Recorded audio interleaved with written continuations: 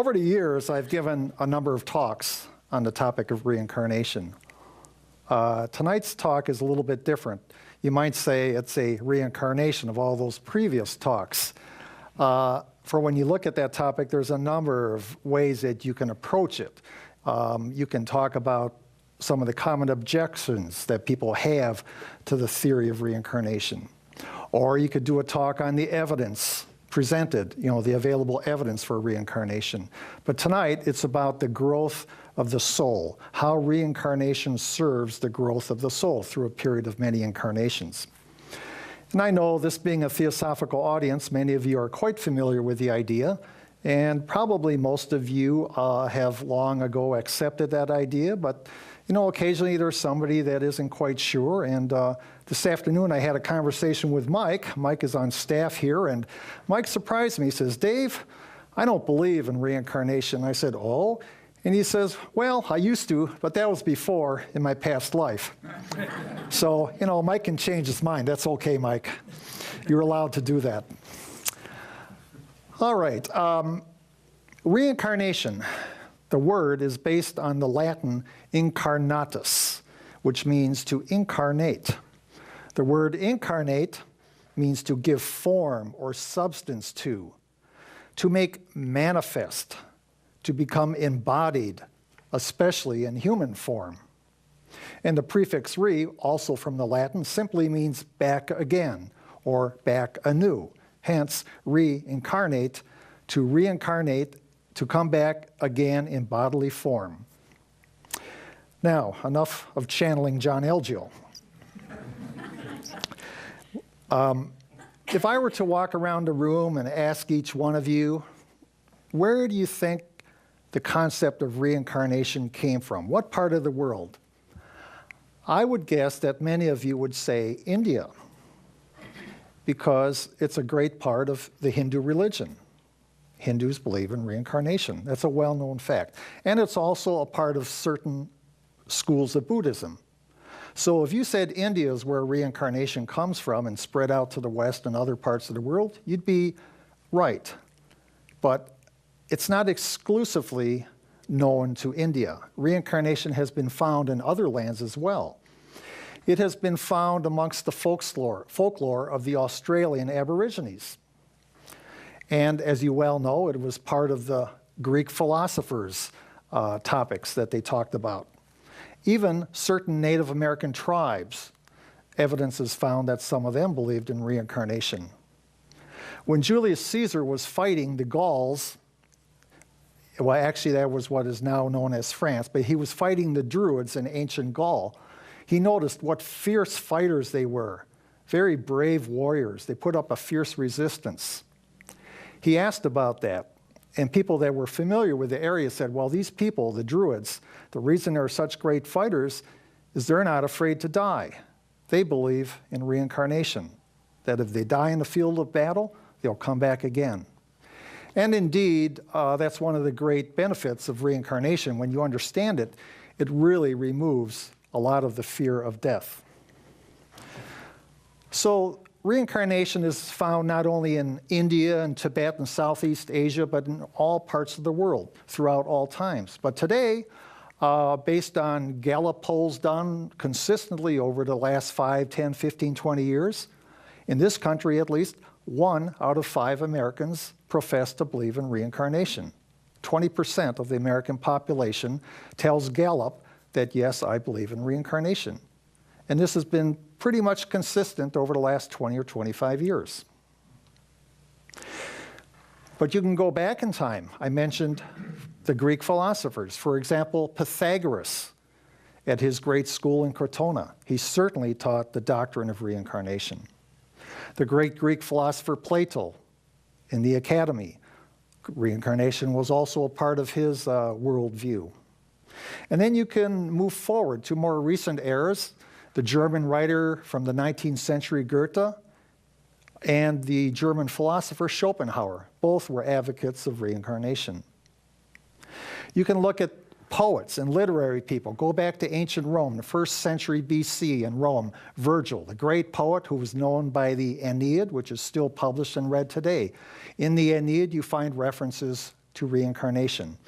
Moving forward to modern times, Walt Whitman, the American poet, William Wordsworth, the great English poet of the Romantic era, they too, you can find in their poetry lines that suggest or flat out say reincarnation. For instance, Walt Whitman, the American poet who made free-form verse very popular, he has a poem that many of you have heard, or at least have heard the title of, Song of Myself. Song of Myself has a line that goes, "And as to you, life, I reckon you are the leavings of many deaths. No doubt I have died myself 10,000 times before." Walt Whitman. Going back a little bit before that, William Wordsworth, a great English poet, one of his longer poems, Ode, Intimations of Immortality. In that poem, Intimations of Immortality, there's a great line that many of you have heard. This stanza begins, "Our birth is but a sleep and a forgetting. The soul that rises with us, our life star, hath had elsewhere its setting and cometh from afar." But you don't have to just look to poets and dreamers and literary people and philosophers to find reincarnation. Many practical, down-to-earth, hard-boiled business people, military people, diplomats also believe in reincarnation. A few examples: Benjamin Franklin, one of the founding fathers; Henry Ford, the great industrialist who started Ford Motor Company. In the military field of World War II, General George Patton. All these individuals believed fervently in reincarnation. Let's be clear. When we talk of reincarnation, we have to be clear about what it is that reincarnates. We talk about reincarnation. What is it that reincarnates? Well, as Theosophists, you know it's not the body, it's not the temporal part of us, it's not the personality. We know about that. There's certain things that fade, that we drop at the end of a cycle, a life cycle, but part of us remains. That's the immortal part. You might say we have a lower and a higher self. St. Paul said we have a threefold division: body, soul, and spirit. Obviously, the body dies. The soul and the spirit are the part that remains. There's a great play, a 1936 Pulitzer-winning play that some of you may have heard, You Can't Take It With You. Later, Frank Capra, a couple of years later, turned it into a great movie with Jimmy Stewart, Lionel Barrymore, and Jean Arthur. There are things that we can't take with us. We can't take our body with us. We can't take our accomplishments, our status, our wealth, our money, our material possessions. We can't take all of that. But there are things we take with us, and those things are immaterial, but they're very important, and they reside in our higher self. Now, that part of which fades away, the temporal part, includes, obviously, the physical body. It's the first thing to go.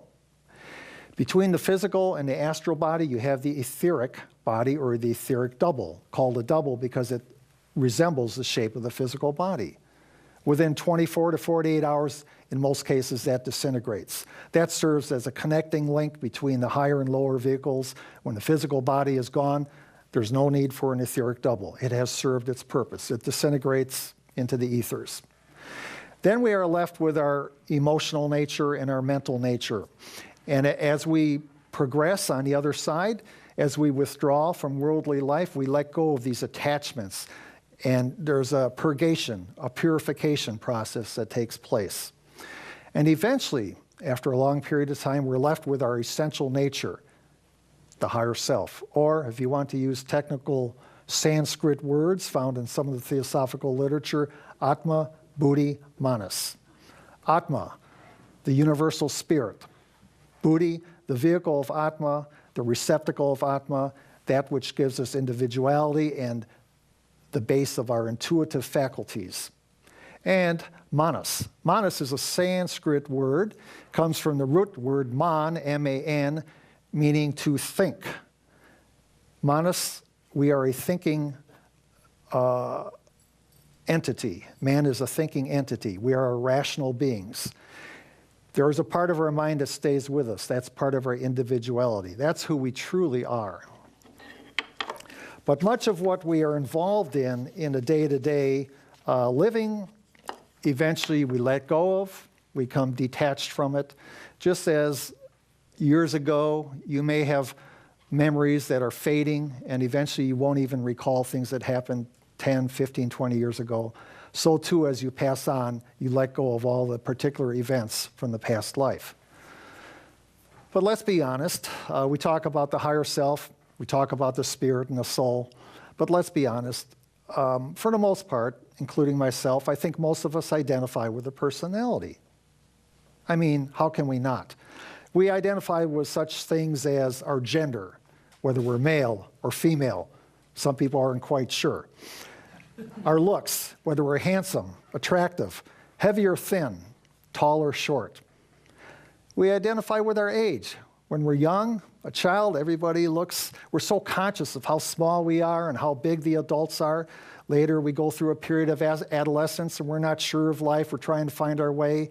Later, we go into adulthood, the maturity of adulthood, and finally, old age and frailty comes as the body wears down. So we identify with those factors. Also, throughout our whole life, we have various roles that we play. At one time, we might be a student. At another time, a teacher. We might be a mother or a father. If we work for somebody, we might see ourselves as an employee or a worker. If we have our own business, we see ourselves as an employer or a businessman or a businesswoman. And very important too, as far as things that influence us, how we see ourselves, is our nationality. Very important. We may think that we're above it, but in each country, especially countries of a large size, countries that have had a long existence, there are in the mental atmosphere thought forms that have been building up for hundreds of years, maybe thousands of years. The collective thought of that people, that culture, and it exerts a very subtle but undeniable influence on the people that live within that geographical area. And just geography itself has an impact on how we see ourselves, the options we have. For instance, do you not think that there would be a difference between people growing up in large urban centers such as Beijing, London, Sao Paulo, New York, Los Angeles, people growing up in those areas versus relatively remote areas like, let's say, the northern tip of Alaska, the outback of Australia, North or South Dakota on the plains? Very different approach to life. So all these factors exert an ongoing influence on how we see ourselves day to day, hour by hour, minute by minute. So all that is to say, what do we really know of our soul? We read things in the books. We have an intellectual understanding of it. Perhaps the nearest we can come to understanding what the soul is in our deepest moments of meditation or contemplation. What do we know of the soul's consciousness, of its past lives, how it looks at the past lives? Now, it may sound like I'm talking about the soul as something different. It is not, really. People say often, I think I have a soul, or I believe I have a soul. That's actually topsy-turvy. It's upside down. You are essentially that part. That is who you are, and you have a body. But we become so identified with the body, we say, well, I have a soul. It's out there somewhere. I don't know. It might be up here on stage somewhere. Let me see. No, the soul is who we are. And this body that you and I have, that is a temple. It is a vehicle. It is a sheath. We are using it on a temporary basis. And that soul is conscious. It has consciousness at a much higher level than this day-to-day living level that we are operating at. In effect, what the soul does when it takes incarnation, it takes a part of itself and drills down through the more material planes, the mental plane, the astral plane, down to the physical level, so it works through the brain consciousness. It's just a small part of it. It's like an outpost. But the corporate headquarters is up there. And as long as we are playing these roles that are assigned to us by karma, we can only have a bare inkling of what our fuller consciousness is like at that level. Of course, we will experience that after death at some point. A couple of miscellaneous points I want to make before I get into how the soul grows. I think it's important to touch on these just to clarify any misconceptions. Number one, human beings take rebirth always in human form. I'm aware that some people think if you're a really bad person, if you've been really evil, you're going to come back as a pig, a frog, a cockroach. No. Theosophical teachings say unequivocally, without any exception, when you reincarnate from a human being, you come back as a human being. Number two, there is a cycle of birth and death. It's a long cycle lasting hundreds of years in most cases.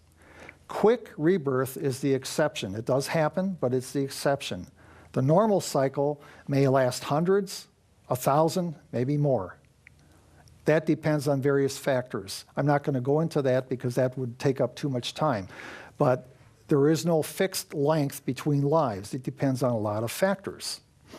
Primarily, it depends on how one's life has been lived, how rich it was, and so forth. The exceptions are generally children that die at a very young age due to illness, tragic accident, or young men that are killed in battle, 18, 19, 20 years of age.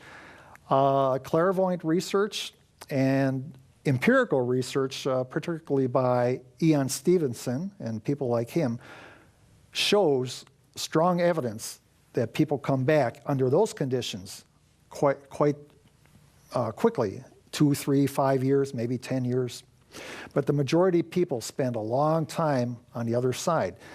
If the cycle of birth and death from start to finish, from the death of this life to the start of a new, let's pick a round number, 1,000 years. The time you're spending right now is probably 10% or less of that whole cycle, if you live to be 100. If you live to be 50, 60, 70 years, that's just a small part of it. I'll talk a little bit more about that later. And finally, the other point is there's a reason for reincarnation. There's a purpose to it. It's not, one image I don't like is the wheel of life and death, because whenever I hear that, I picture a little hamster in a cage running as fast as he can on that wheel, faster, faster, faster, getting nowhere. If that's your idea of reincarnation, please, there's more to it than that. If that's your idea of reincarnation, you probably think there's no end to it, no purpose. You just keep doing it over and over ad infinitum. But there is a purpose, and it's guided throughout the whole process by the law of cause and effect, by karma. Everything we do, everything we say, our motives are all taken into account. And divine karma accounts for everything that happens in our life, every waking moment. Okay, the growth of the soul. First, I want to talk a little bit about what we mean by growth. You know what we mean when we say a person grows intellectually or a person grows emotionally. It's an expansion of sensitivities, of abilities, of faculties. And through a long series of lives, the soul increases. It grows in terms of, I'll just give you a few things. It grows in terms of understanding. Understanding what?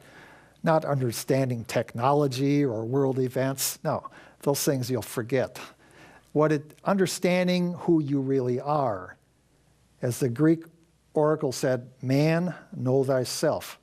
That's the real mission, knowing who we are here embedded in this material world, remembering and knowing that we are a spiritual being. Also, knowing who others are. Once we recognize that divinity within ourselves, we then recognize it in others, and knowing that we are all brothers and sisters. We also grow through trial and error, through experience, through pain and suffering. We become wiser in living, in the art of living. We gather more and more wisdom. It's a very hard thing to define. But people who are wiser know how to live a good life. A lot of the ancient Stoic philosophers talked about what does it mean to be a good life, to live a good life. The great Cicero wrote a whole essay on that, the good life.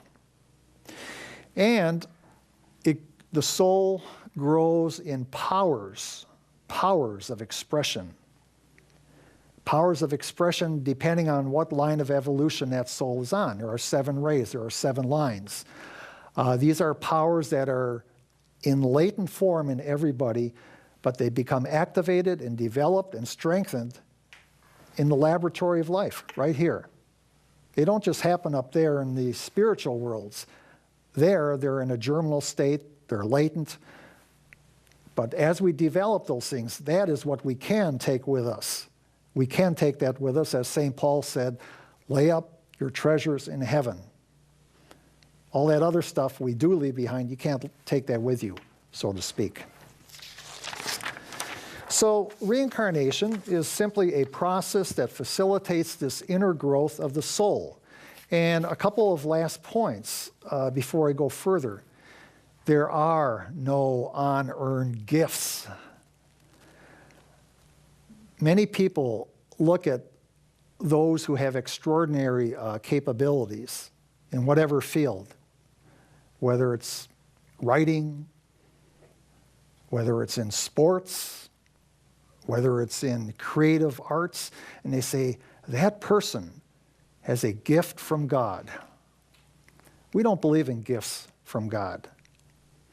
We believe as Theosophists that you and I earn everything that we have. Nothing is given to us for free. You earn it and you gain it by your own efforts. And they're hard-earned gains. Nothing is handed to you. And it's trite, but truly there is no free lunch. There is no God that's going to give you a freebie. People that believe that, I don't think they've ever really considered the implications of that there's a God who plays favorites. Why are some people given these tremendous gifts and all the other schmucks have to make do with what they got? I mean, that makes no sense to me. What makes much more sense is that each of us earns what we have, and that is also a hopeful attitude to take, because then we can further develop ourselves and take pride in who we are. So the person you are, the person I am, is the result of all that we have been and done and seen in a long string of lives reaching far, far back into time. All right, at this point, I thought what I'd do is give you some examples to try to illustrate this point. Real life examples. Okay, I'm going to mention some names. And to do this, I had to decide on a few areas. I wanted to limit it down. So I'm going to start with the field of literature, because I know something about it, all right? And why I'm picking extraordinary individuals, or some might say geniuses, is because it is by looking at geniuses or super extraordinary individuals that we can best see how this growth has occurred. If you look at the average person, we're all pretty much, we have average qualities. And we're growing too, but it's much more slowly. It's like a glacier. You can't quite see it. But if you look at the extraordinary people like Michelangelo, or somebody who is just head and shoulders above everybody else in his field, be it a scientist or what have you, that is really an excellent illustration of the idea that the soul grows through reincarnation. Because as I said, there are no gifts. I mean, some people might think that, but I don't think that's philosophically palatable. And I think that's baby talk for people that are insecure. You tell that to children, but when you grow up, you mature and you face life. And let's start off with people who have exhibited great literary skills. you might call them geniuses. Now, a lot of people can write. A lot of people can't write, but a lot of people can write, but maybe they're just average, you know, adequate. They can do the job. But there's a few, and every time, every era, there's a few writers that stand head and shoulders above the crowd. And we know that because we look back and we see that their works, their novels, their poetry, their plays have withstood the test of time. And years and decades, and even hundreds of years after they have passed, their works are still read and studied and appreciated. People like Shakespeare, Dickens, Dostoevsky. These people had extraordinary abilities to communicate with words. Now, let's consider some of the elements that are needed for one to achieve that stature in the field of literature.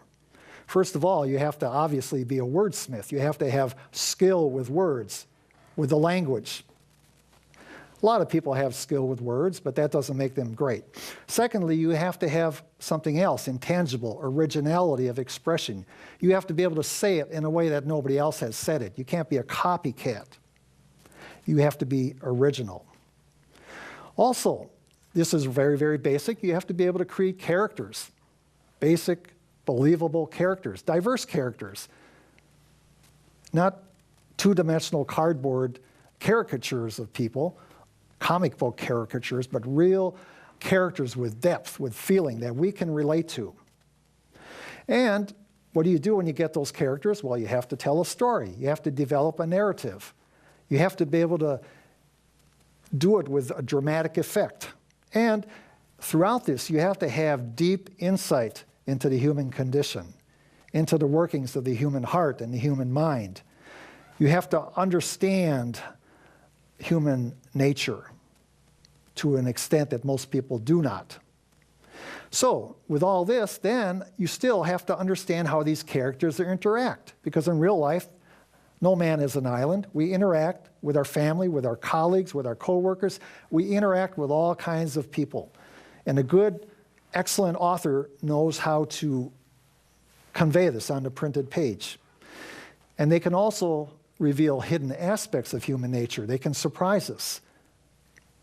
And as an additional bonus, they often are able to paint vivid historical descriptions of a time or era that is long past. So all those components, and probably some more, go together to make a great writer. Now, where do all those skills come from? Do they just plop into the lap? Does it come from hereditary? Is it genetic?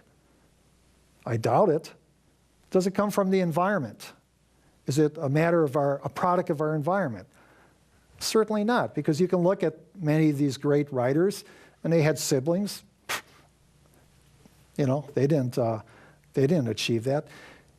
These are skills, Theosophy says, that they have worked at for a long series of lives. They had focused on this particular line of development, and that is why they are very good. They have dedicated themselves to this in previous incarnations, in previous lands. They have written poetry. They have told stories. You know, who is Homer? Maybe Homer reincarnated again and is one of these great poets. Some of the Greek poets may be reincarnated later in Europe, in England or France. So when we see a flowering of human potential like that, that is basically an illustration of the growth of the soul, the powers of expression through a long series of lives. Let's go to another field, something that I know little about, engineering. More specifically, mechanical engineering. There's all kinds of engineering, electrical engineering, hydraulics. But I'm going to give you an example from the late 19th century. A man by the name of John Roebling. I don't know if anybody here has heard of that name, but you are certainly familiar with what he built. His crowning achievement in his life was designing and building the Brooklyn Bridge. Has anybody been there? I was just out there a couple weeks ago. We took a boat ride around Manhattan. You go under all the bridges, the Manhattan Bridge. We went under the Brooklyn Bridge. Fantastic piece of engineering. It's beautiful. Now, The Brooklyn Bridge, as you know, obviously connects Brooklyn with Manhattan. In between is the Hudson River, or the East River. The East River is a very long stretch. In its totality, that bridge is over 1/3 of a mile long. They wanted that bridge because the only way people could get back and forth was to get in a ferry. You know, hop in a ferry and go to Manhattan or vice versa.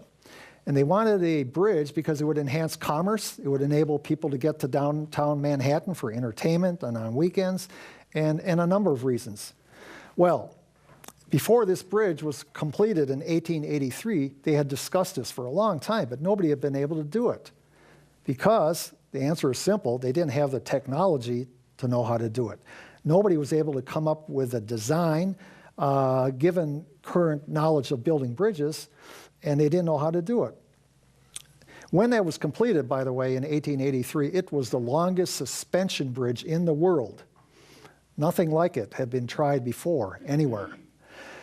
But John Roebling, he may not have been a genius, but he was certainly an extraordinary engineer. He grew up in Europe, and he got a good education, later moved to the United States, and he built quite a few smaller bridges in the Midwest and other areas. But this was his big challenge, and he accepted that. And you know what? He had an inner conviction that he could do it. Nobody else even wanted to try, but somehow he had a conviction, a firm conviction that never wavered that he could build that. Now, it took years, and it ruined his health, but he did it. And it was dangerous work because I'll give you an example. The first problem in spanning that 1/3 of a mile was putting into the river 2 structures that would support the bridge. But they had to put those structures into the water. And into the water, below that was the mud. There were layers and layers of mud. So they had to build what was called a caisson, which is an enclosed structure. And they had to drive that down into the mud and pump the water out through forced air. And they kept putting stuff on the top, more and more heavier stuff, until it reached bedrock. And then they pumped all the water out with forced air. And then the workers would go down underneath and work. Well, at that time, they didn't know about decompression and the pressure, what it would cause, the havoc it would wreak on the human body. And many workers suffered severe health problems. And even John Roebling, who went down there with the workers, he never recovered from that. So he ruined his health in this project. Now, another problem besides the caissons, the supporting structures for this massive bridge, was trying to find a way to have a cable that would support this massive structure. Current technology had nothing. So he, as a brilliant engineer, he designed what is called a wire rope suspension. It's a big cable, now we're all familiar with this, a big cable composed, and it's created by taking many thousands of strands of smaller wire and weaving them together in such a way so that when the whole cable in its entirety is large like this, you have thousands of cables, smaller cables, making it very strong and be able to support hundreds and hundreds of tons. Now, his background, as I said, he came from Europe, and as a child, he was very smart. He went to college early, a couple of years early, and the things that an engineer studies are what he studied: science, mathematics.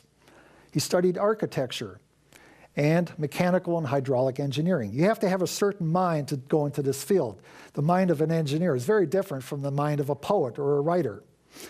An engineer has to be able to understand the laws of physics and advanced mathematics.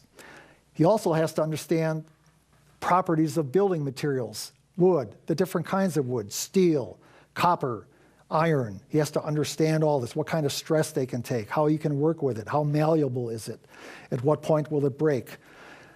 And then he has to have a dream, and he has to be able to translate that dream into a blueprint for the workers to work off of. And so an engineer is a person who finds real practical solutions to real life problems. He did this, and he did this with immense confidence, as I said. But where did that come from? You might say it was ego or hubris. But what if it wasn't? What if this conviction was born of past experience in previous lives? Engineers have been around for thousands of years. They helped build the pyramids, In Rome, they helped build the aqueducts. In Chaldea, in many parts of the world, there were always a need for bridges, especially when militaries were attacking another country. They needed to have bridges to cross rivers, to erect the steeples in Europe, the castles.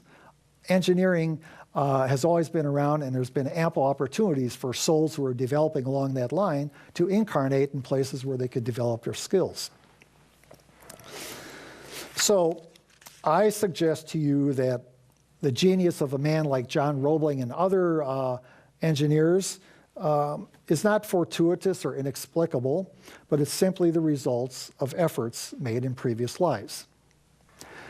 Okay, so I've given you examples of stellar intellects from the world of literature, the world of engineering. Now, let's go the other way. Let's look at somebody who we might call a failure, somebody who the world calls a loser, a career criminal. Let's take a hypothetical young man. I'm not going to give a name, but this young man is in his teens. You know him. There's thousands like him in every city. Every city has many like this. He probably comes from a broken home. If both parents are there, one of the parents or more, maybe even two of the parents are substance abusers. Very likely the husband is an abuser, inflicts violence not only on the children, on the wife. Or it's basically a dysfunctional family. So quickly he loses respect for authority. And this becomes a trademark as he grows up. He has no respect for his parents. In school, he has no respect for the teachers. And eventually, law enforcement, no respect for the police or law enforcement. This creates problems for him in his life. Now, what comes easily to a person growing up in this environment is he learns to lie. He learns to cheat. He learns to do whatever it takes to survive. He starts with petty crimes, small burglary, maybe later carjacking, maybe later embezzlement, all kinds of crimes, murder. And eventually he's caught, he's tripped up by the law, and he goes to juvenile detention. Maybe he does 3, 4, 5 years in juvenile.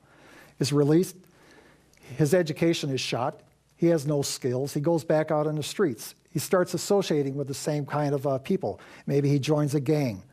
He doesn't even make an attempt to lead a legitimate life. So he becomes hardened, he becomes a career criminal, and he spends a lot of his time in prison. By the time he's 20 or 30, or rather 30 or 40, he's probably spent 10, 15 years behind bars. He becomes hardened. He has no remorse. He shows no guilt for what he's done. Later he will, but not originally. And then he associates. While he's in prison, he's associating with other losers, people like him. Killers, liars, kidnappers, murderers, rapists, people like that. That's who he's with, 24/7. And so he talks to these people, he eats with them, he lives and sleeps with them. He doesn't associate with the finer elements of society. He doesn't associate with people that have a positive outlook. So he sees people, as many of these criminals do, as simply someone or to be exploited or manipulated for selfish gains. And so it goes. He gets out on parole, he comes back. He gets out, he comes back. And eventually, at some point in his life, when he's maybe in his 50s or 60s, he has a profound sense of regret that he has wasted his life. He looks back and sees himself as a young man walking down this path and sees how he might have changed, he could have changed, but he didn't. And now here he is, broken in mind and body, and he's probably going to spend most of the rest of his life behind bars, and he has this profound regret. Now, the good thing is, at some point, many of these young men, or at that point they're an old man, they start to take responsibility. They may not admit it, but at least to themselves, they take responsibility for what they did. And many of them will decide that, well, as long as I have to spend the rest of my life in prison, I'm going to study. I'm going to make something of it. I'm going to do something worthwhile. Maybe they try to teach others who can't read. They tutor. Or maybe they go and enroll and take a college course. A lot of prisoners have gotten degrees, master degrees, by studying in prison. Many of them work in the law library and so forth. So how does this soul, this unfortunate soul that the world calls a loser and tries to ignore and warehouse in these prisons, how does this kind of a soul benefit from reincarnation? Well, here's how. That life that he just finished is no doubt a miserable life, and none of us would want to go there. But in his next life, his conscience, by virtue of having gone through this suffering, his conscience will be there to alert him in an intuitive way that what you do has repercussions, cause and effect. That if you break the law, sooner or later you pay the price. What goes around does indeed come around. He won't remember the past life. He won't remember that he spent most of his adult life in prison. But the higher self, the ego, the reincarnating immortal self, knows that and remembers all that. And it sends an intuitive impulse to that new young kid in the new life that if you walk on the wrong side, you're going to end up in prison or maybe dead. So he has this advantage. The suffering, the pain that he went through now has awakened his sense of virtue. Now, he will still have the temptations because for his whole life he hung around with those kinds of people. And when you set those kind of impulses in action, they ripple down through time and it comes back to you. But because he has that new awakening of conscience, he will be in a better position to withstand those temptations of easy gains, of quick money, of taking advantage of somebody. And that's how it works. And eventually, if he listens to his inner voice and follows that, the higher self, those old temptations will eventually have no hold on him and they will fade away. And then he will begin to live a normal life. So that's how reincarnation works. So I've given you a few examples, and let's just close this up with a brief talk about what reincarnation means to you and I. What does it mean to us? Well, I think, broadly speaking, reincarnation provides a solid basis for hope. It encourages us to strive to become better. Some people may say, well, I'm 50, I'm 60, I'm in the twilight of my years, why should I bother? With the idea of reincarnation, no effort is lost. It is said that even people who are in the last part of their incarnation, who take up a interest in something, poetry, mathematics, what have you, and if they really take to that, it will be in the next incarnation as an impulse to pursue that line of development. And they will have the opportunity to pursue that. So no effort we make is ever lost, and reincarnation gives us reason to struggle. Life is very hard sometimes. It's very difficult. No one goes through life without some kind of suffering, be it financial, be it physical, mental, whatever. And sometimes it gets very hard and people want to give up. And many people do. We have substance abusers, we have people that hit the bottle, or people just indulge in frivolous pastimes to distract themselves from life. But if you sincerely understand what reincarnation implies, you know that everything you do has a result, and there's no reason ever to give up. And it provides you a basis for hope, a basis for optimism, because your future is in your hands, just as my future is in my hands. And by future, I don't just mean the next 10, 20 years of my life, but all the lives to come. You and I can achieve our dreams, we can achieve our aspirations, because there is no end. Life goes on. Life has no terminal point where everything stops. There is no end to growth. There is no end to evolution. We can't even imagine what we might be at some point. We can only have a vague inkling of what potentialities lie within us, because we're so weighed down with the responsibilities and concerns of the present day. But it's a good thing to remove yourself from that from time to time and ponder and try to elevate your consciousness to a higher level. And when you do that, you'll come back to daily life with a renewed strength, renewed vigor, and renewed optimism. Thank you.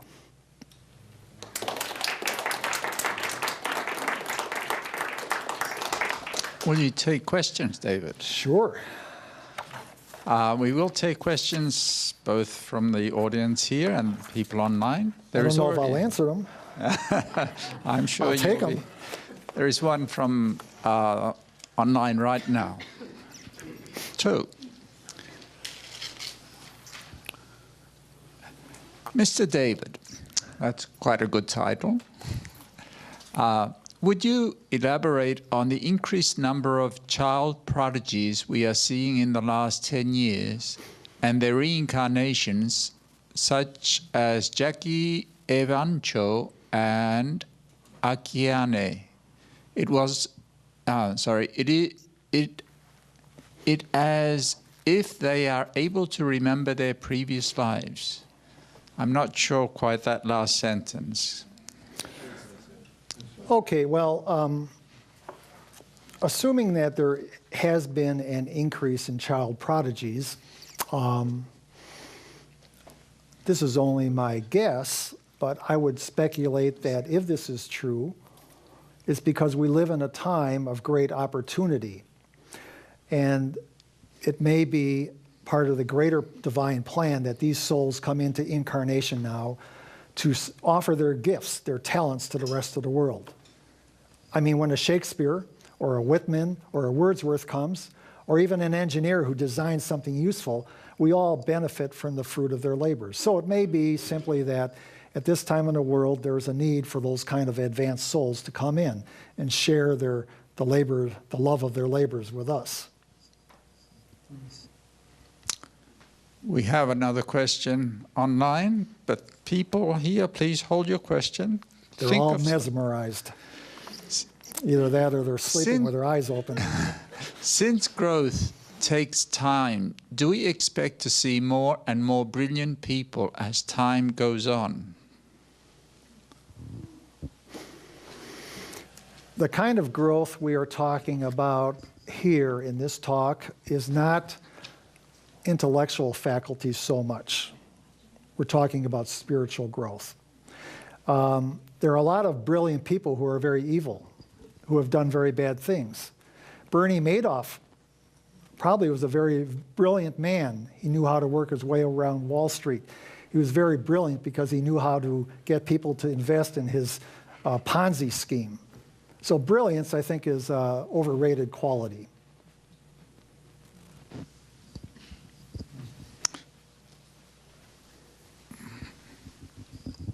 Sometimes it's nice to throw some science in there.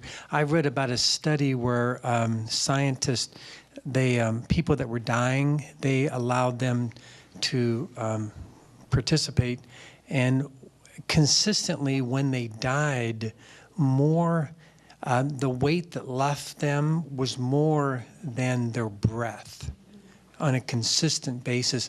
In your studies on this subject, did you run across anything like that? In preparing for this talk or previous talks, I have not. I seem to remember vaguely hearing something to that effect, but no, I can't. It sounds very interesting. I would like to look into that research, but no, I can't say that I have. I've read that the whole process of reincarnating from a period of time as a soul is not just an individual movement, but rather it is done almost staged with other characters that may in fact be the members of the family, the children or the parents and so on. That they come in as a group, and they do so in order that certain lessons may be used. Mm-hmm.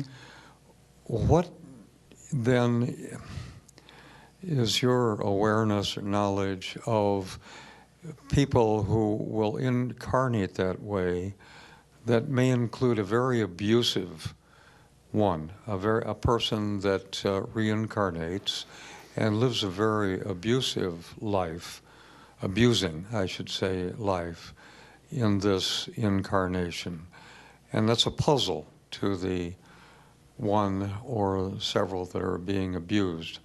I would suggest, say, in a family, or maybe a parent that determines to abuse one particular child, and by belittling them, by punishing them, by declaring their lack of any value or worth, and yet praise other children and so on. Mm-hmm. That's a good question. As you know, you've probably heard it said that love is one of the strongest bonds that binds people together.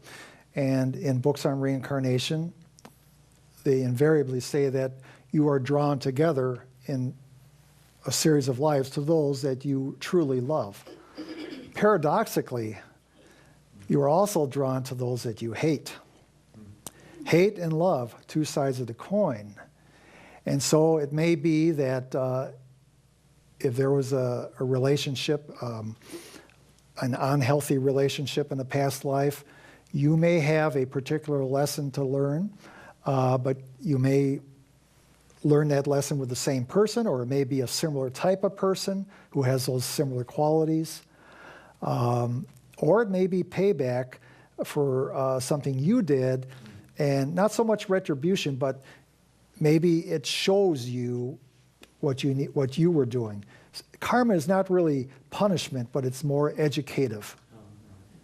Now, in terms of groups of people, which is what I thought you were referring to earlier, it has been observed by some people that groups of people may reincarnate in mass. For instance, there have been strong parallels noted between the ancient Romans and the British people during the height of the colonial era in terms of their emphasis on the rule of law. The Romans they had a very highly sophisticated legal system. So did Britain. And the kinds of architecture that you see in ancient Rome are mirrored in some of the British architecture. Another example, people have said, look at some of the Greek poets, the playwrights, Sophocles, and so forth. And they see a parallel to later periods in France, where people like Shelley, although he was not French, but he had that feel to him. Or it may be that a country is sort of isolated. Japan, for example, seems to be sort of insular. It just seems, the Japanese culture has been a Japanese culture, even though there's Korea and there's China.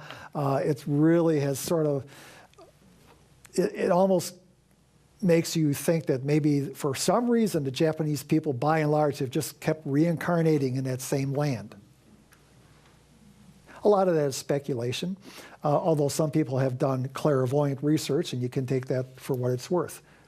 But there certainly are there is empirical evidence when you point to similarities in architecture or things like that.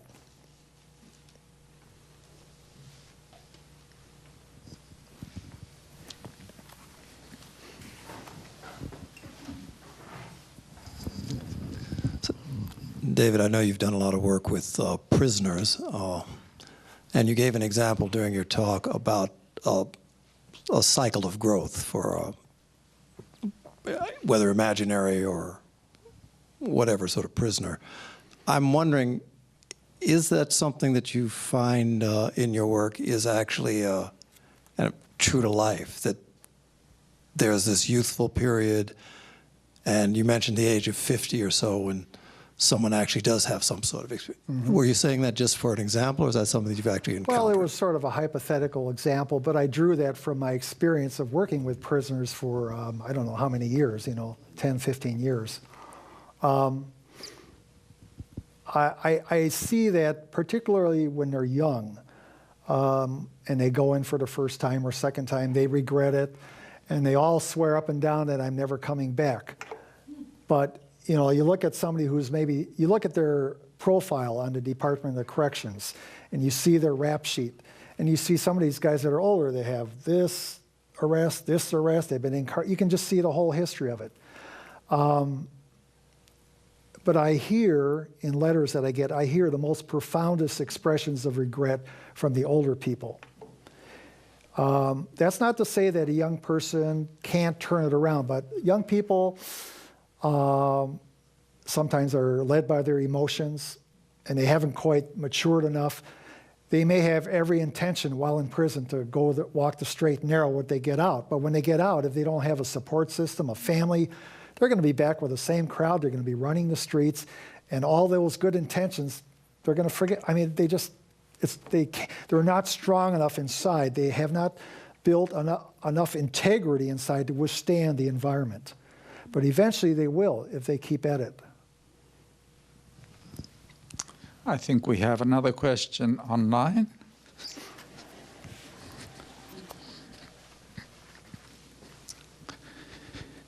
If possible, please say more about the 7 rays you referred to in your talk tonight. Thank you.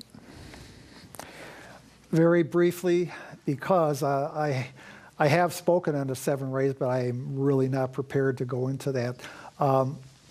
It is said in theosophical literature that humanity evolves along 7 fundamental rays.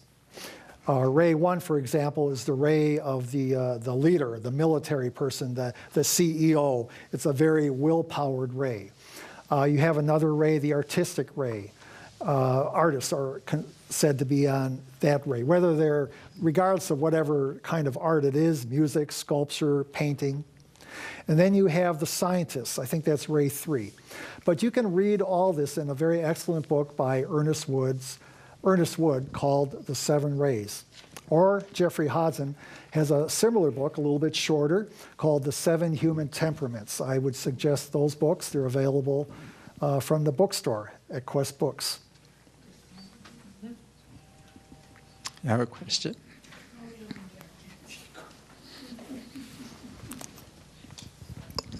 It's kind of 2 questions. I've always been told that I'm a very old soul. So is that because I have to come down here so many times because I don't quite get my lessons the first times? And then what about when you're a new soul or a very young soul? Where have you been all that time that you're, that you haven't been here thousands of times? Mm-hmm. That's a good question. It's a fair question. Those are relative terms, young and old. Simply, an old soul is one who has had perhaps more incarnations, or perhaps one that has gotten more out of those incarnations, has been able to get the essence out of it. And I don't know. There are no more new souls coming into this humanity. Now, there haven't been for a long time. But an older soul is known by their wisdom, by their compassion. And what you suggested that if they have to come back again and again, there's something to learn. Well, there probably is for most of us. But at the same time, the other side of that is, to whom much is given, much is expected. If we have many gifts inside of us, I don't mean gifts from God, but things that we have earned, as we grow, we will want to share those with other people. We don't have to be forced to, we just want to. Good people want to share and help others in any way they can. So one of the reasons coming back is not only to further your own growth, but to help other people, to lend a helping hand to those who need it.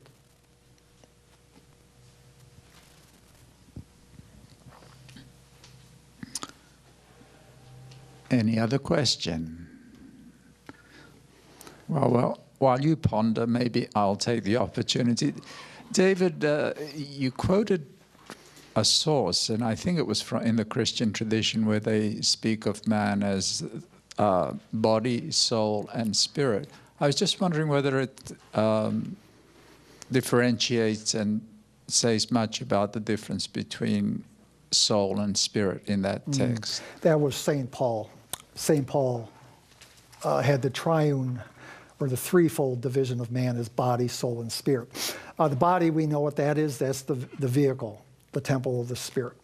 The soul and spirit are terms that are bandied about, in common parlance. So People use those in loose ways, but more specifically, the soul is that part of us which is individual, the real individual you. The spirit is that part which is not individual, but which is universal. In Indian philosophy, it's the Atma. It is that part which is the same in all humanity, or the Christos, the universal Christ. So soul is an individual thing, and the spirit, which there is a spark of divine in each one of us, that is a universal. That is the highest level within us. Has anyone pondered some more and come up with any more questions from afar or near? All aside. Oh, you have one. Okay, one more question. I'm curious, in your study, what happens during the period of the soul, or the life in between lives? Oh, I guess. yes. What's going on there? Thank you. I actually meant to talk about that a little bit, so I'm glad you raised that question. I wasn't going to spend a lot of time on it, but since you raised the question, what goes on during those 800 or 900 years or several centuries between incarnations? Number one, the first thing that goes on is a type of purification, a letting go. Our personal self is so much involved in the day-to-day activities, the terrestrial attractions and the animal passions, the lust and all that kind of stuff, the animal appetites that we have. So it takes time to withdraw from that. We have cravings, desires. We can't just switch that off like a light switch. It takes time. So there's a withdrawal. And that's actually, in the Catholic faith, they talk about purgatory. So that's analogous to the Catholic idea of purgatory. So that's one part of it. Overall, in a big sense, life is hard, and the period between is a period of rest because you earned it. Life is tough. It requires exertion. And so after that period of exertion on this material plane with our dense physical bodies and all the restrictions that imposes on the spirit rejoices, the soul rejoices that it is free from this heavy body which requires us to each day to go to sleep for a number of hours. We don't have to worry about feeding this body. How am I going to get food? How am I going to get nutritious food? How am I going to clothe my body? Food and shelter. Maslow's hierarchy of needs. We don't have to worry about that anymore. And then more importantly it's a time of retrospect and looking back at the past life and seeing all that we have said and done, how we've interacted with other people, and what it all means. Because quite frankly, while we're in the midst of the battle of life, we don't always know what the heck is going on. We're just trying to get through the next day, trying to make it through the week.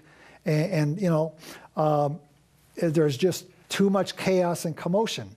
And many times people say it just doesn't make sense. I don't know what it's all about. Okay, that's understandable. But after you die, and after a period of time, you are permitted to look back at all that. And you look at it from a very neutral, quiet, reflective standpoint. And you will see it in ways that you have never seen before. You will understand it in ways that you were not able to understand now because you're in the midst of the battle. You're too caught up on it. And as you do that, there are lessons that will be learned. Life is a big school. And you learn those lessons which are incorporated into the immortal soul. And it shows up as in future lives as permanent or innate talents or capabilities.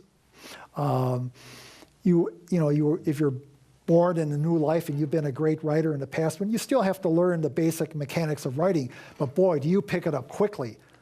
Child prodigies, learn to play the violin at 7, go to Carnegie Hall at age 12. They've been involved in music before in past lives. That's why they're a child prodigy. And then it is just a blissful, peaceful period without conflict. But first you go through that purgation, that purification. There's a period of reflection, assessing what you've done, harvesting the wheat, harvesting what you have gained from that past life, and then consolidating those lessons into your fabric of your being. And at some point, after ages of time, from within an impulse comes. You know, as above, so below. We relate it to when you have a big meal. Oh, man, I ate so much, I can never eat again. But, you know, if you wait long enough, I'm really hungry. So you're up there. I've had a long, busy life, a chaotic life, struggles and battles. I don't want to come back. But after you've worked through all that and you've had your period of bliss lasting, who knows, centuries, at some point from within, not coerced on you from outside, there's a natural organic desire for rebirth. I think they call that tanha, is the Tibetan Buddhist term for it. But anyway, there's a thirst for incarnation. And then that sets up a whole new series where the soul descends through the various fields of increasing density and lower forms of energy and takes on a new body of clothes. It's just like when you die, you take off your garments. The body is a garment. But then when you want to come back, you assume a new garment. Might be in a different country, might be in the opposite sex, but the soul is the same. It's like an actor goes on stage night after night playing different roles. And a good actor doesn't become a good actor by playing one role over and over. Then you become typecast and stereotyped. A good actor is versatile and is able to play many roles, able to understand human nature in many situations. And that's what we do. We are put into many situations so we can become versatile, so we can live a good life, so that we're not typecast into one type of life.